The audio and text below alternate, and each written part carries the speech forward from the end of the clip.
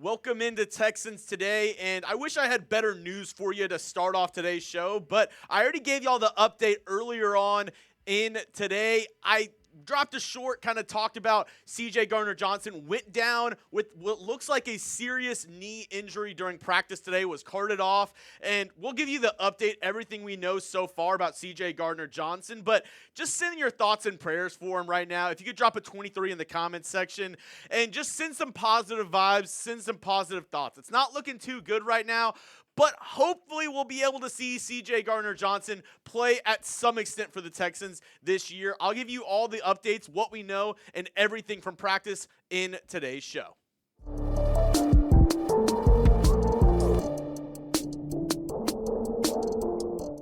Coming up on the program today, the latest around CJ Gardner-Johnson. Also, free agent rumors around the Houston Texans that directly revolve around this injury. And then lastly, I'll give you all the notes from practice today that weren't revolving around CJ Gardner-Johnson, because I think that kind of took over the Texans media cycle. So you might have not seen everything that went down during practice today. But the latest around CJ Gardner-Johnson, not looking good. I talked to multiple sources that were there at practice today, and everybody said it's not looking too good for CJ Gardner-Johnson. Was in obvious pain, was on his stomach, then rolled around. You could tell he was not doing too well. This from Sean Pendergast, worth noting. When the cart made it over to the entrance of the Performance Center, CJ Gardner-Johnson needed help from two Texans staffers to get off the cart and walk inside. Not good. And like I said, was in obvious pain. He actually posted this just, minutes before I started filming this video. A lot goes wrong before everything goes right.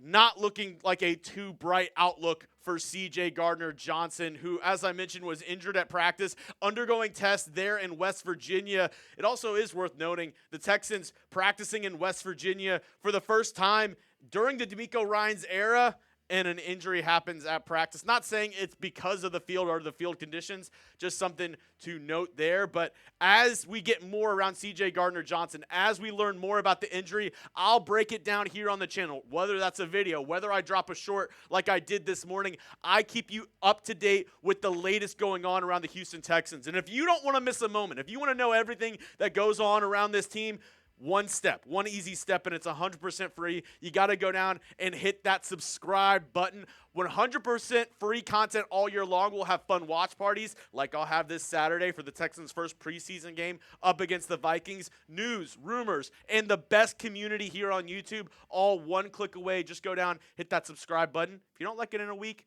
all good, unsubscribe. But let me prove to you why we are the #1 Texans channel here on the tube. All right, let's look at some Texans workouts. I promised you some free agent rumors, and we have them. These guys, free agents, worked out for the Texans earlier in the week. Carter O'Donnell, an offensive tackle, Trey McKitty, a tight end, Harrison Hand, a cornerback, and Jalen Mills, a defensive back. And this is the guy that I want to focus on, especially with the injury to CJ Gardner-Johnson. It might make it where the Texans look to sign somebody like a Jalen Mills. I know it's not the most inspiring option going from a starting lineup with Kalen Bullock and CJ Gardner-Johnson to now having Jalen Mills in there, but there are some better options, in my opinion. A lot of free agent safeties still on the market. Justin Simmons, John Johnson III, Jordan Whitehead.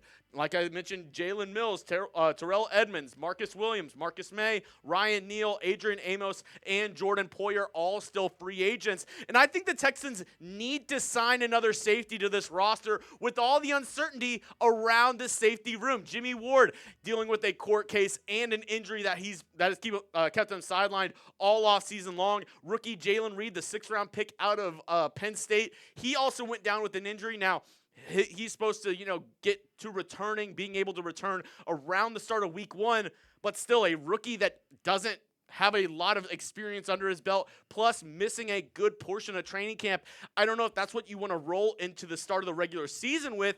So let me know down in the comments section. Should the Texans sign a defensive back? And if so, who should they sign? Let me know down in the comment section. I'll give you my thoughts after this YouTube ad break, but while that ad plays, scroll on down and give me your thoughts.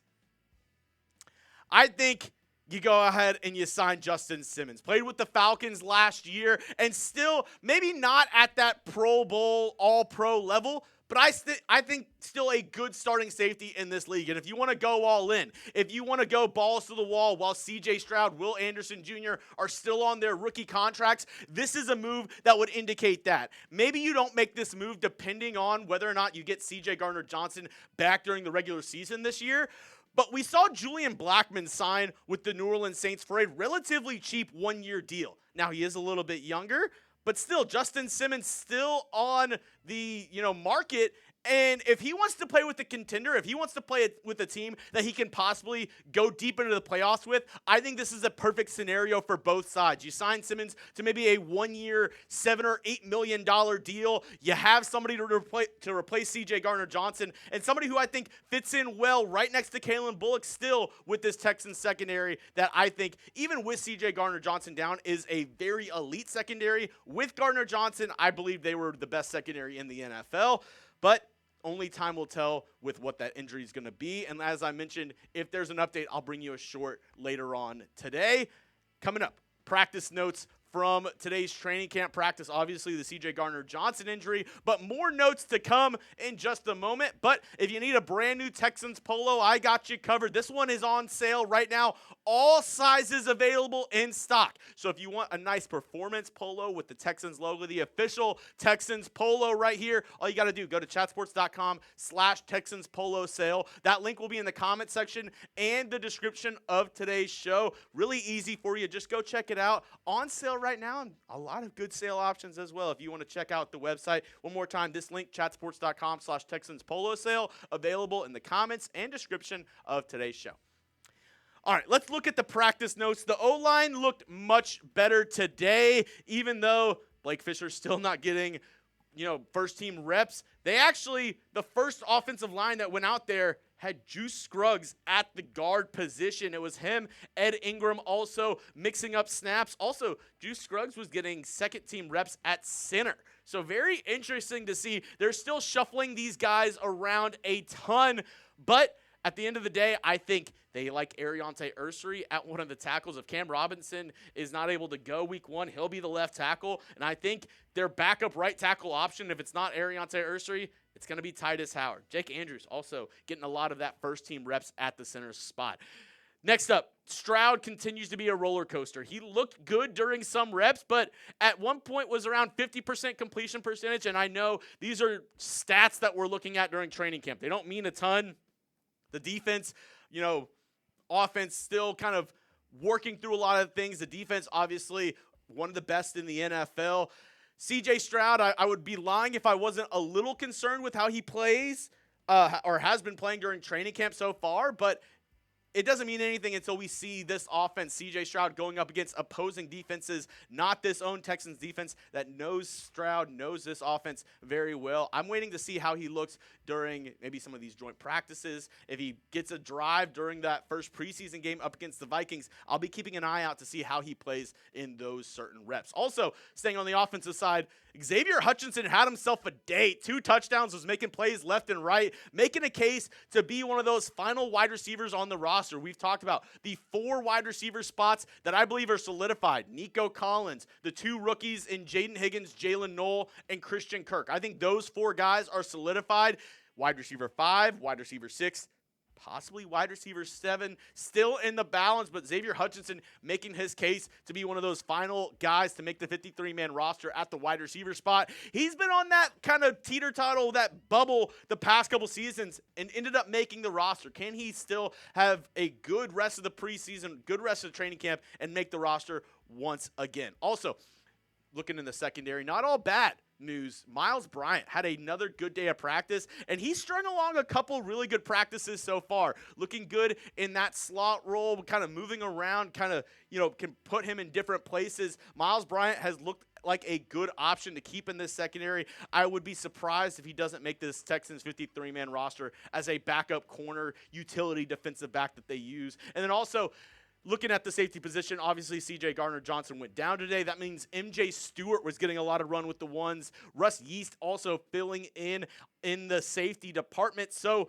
both those guys getting extra reps in a very thin safety room. Kalen Bullock at the top, and then, Jimmy Ward as I mentioned, Jalen Reed, both those guys injured, C.J. Gardner-Johnson down. So then next guy up mentality, but you only really have a couple guys in M.J. Stewart, Rush Yeast to kind of fill in those roles. Some other injury news beyond the C.J. Gardner-Johnson injury news. Nick Chubb missed his second straight day. Don't know what the deal is with that. Maybe a veteran rest days, or maybe he had a slight tweak that we don't know about, but we'll have to see how that goes. Dameon Pierce, Christian Harris, those guys are still out. They have yet to get into a physical practice. Now, they were, active during the walkthrough periods yesterday during Texans practice, but once, the physicality came in today, both those guys back onto the sideline. So it looks like they're still slow playing these injuries of a Dameon Pierce and a Christian Harris. And then Cam Robinson, he was still on the side. We know he got injured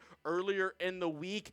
Seems to be okay, not wearing a brace, was just wearing like a leg sleeve on the sideline, but he has still yet to return to practice. On the side, still engaged during, drills and stuff, talking with the coaching staff, being there right there during team drills, but has yet to get back there on the field. Ariante Ursery, as I mentioned earlier, filling in at that left tackle spot, and then Titus Howard bumping out to right tackle. Before I let you go, quick reminder, we will be live on Saturday, an hour before kickoff, so 2 o'clock Central Time. We'll be live here on the channel. First live watch party of the year. I'm pumped. I'm ready to root on these Texans and see how some of these rookies play. So if you want to be there, we'll have some fun giveaways, some fun prizes, a bunch of fun stuff, and we get to root on our Houston Texans. So make sure to hit that subscribe button, turn on your notifications, and be there this Saturday when we go live for the Texans' first preseason matchup.